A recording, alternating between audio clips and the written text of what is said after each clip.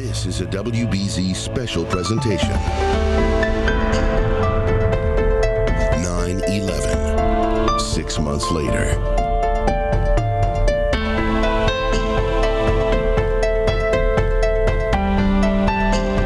Now, here are Lisa Hughes and Joe Shortsleeve.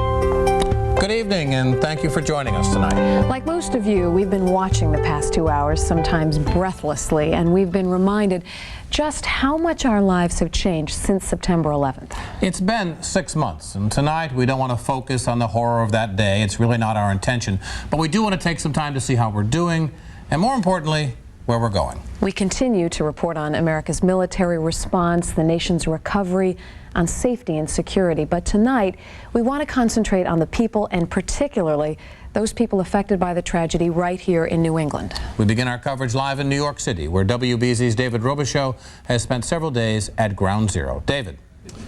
Joe, we're 32 stories over lower Manhattan looking down at Ground Zero right now, and despite the weather, this recovery effort goes on day and night. Men and women down there around the clock trying to recover the remains of the victims. And we had a chance to go down and see the heroes for ourselves.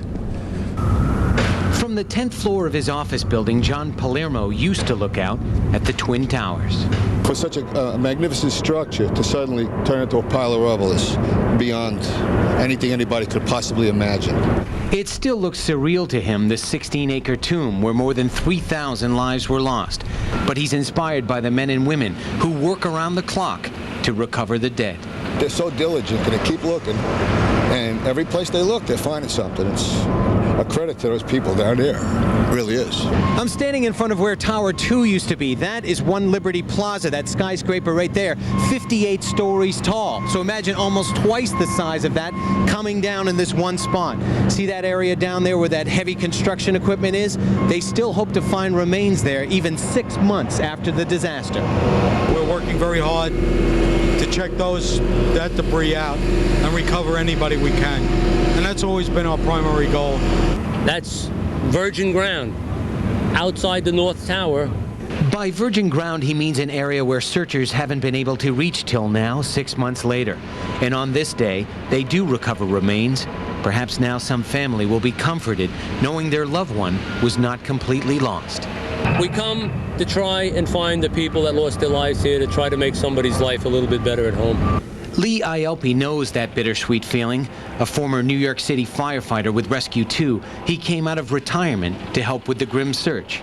In that pile of concrete and steel, he found his own son, Jonathan Lee Ielpi, third-generation firefighter, a husband, and father of 2. Well, we're looking, like I was looking for my son, but we're also looking for 3,000 people. Nearly 1.5 million tons of debris have been removed so far, with 300,000 tons left. A bridge strong enough to carry 18-wheeled dump trucks was constructed to lead down into this massive site.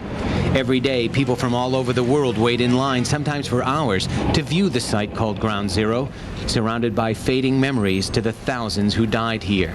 Linda and Tom Jenkins drove down from Salem, Massachusetts. You just can't help but be totally moved to tears, and this is unbelievable. It wakes you up. You realize what's important in life and life itself. How soon? Sooner the better. Almost 350 firefighters lost their lives. Lee Ielpi knew 100 of them. They were his closest friends. He carries around the prayer card of his son in his pocket, and when tourists come and applaud for him and other firefighters on the street, he hands them the prayer card and says to them, "This is what we're fighting for." Live in Lower Manhattan, David Robichaux, WBZ4 News. Joe and Lisa, back to you.